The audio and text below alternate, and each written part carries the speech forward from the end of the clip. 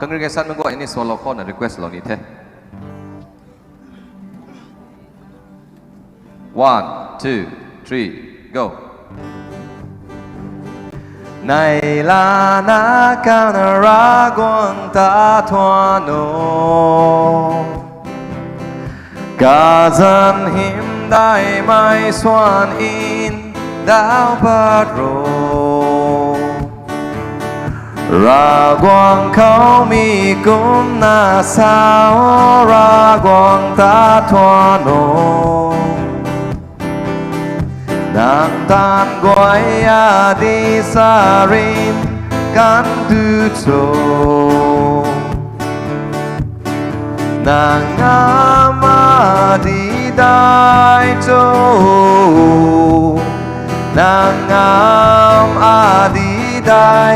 đại tu cho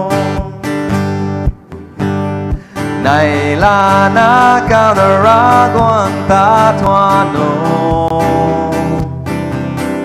cả dân hiểm đại mai xoan in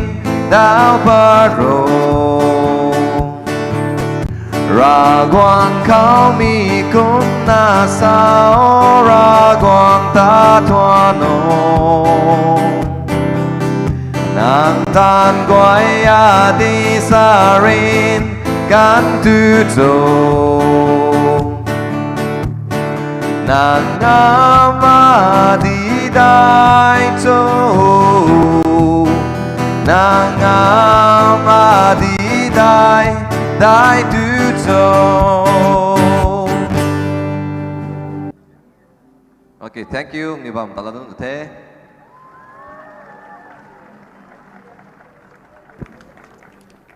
Bài nơ thôn cuối Alao nun Ra quảng ta thôn cụ nà Quảng ra Kinh gai mây Cái này tròn ra khởi nà Ra quảng hiểm Thôn cụ nà Dài lâu nà bấm mây Đau lâu nà bấm mây Nà nhiều mấy quay nó khẩu Mấy cái thủy nó khẩu Ra quảng thông xuân dạng mây Sự hiểm tay nãy mình xử điêu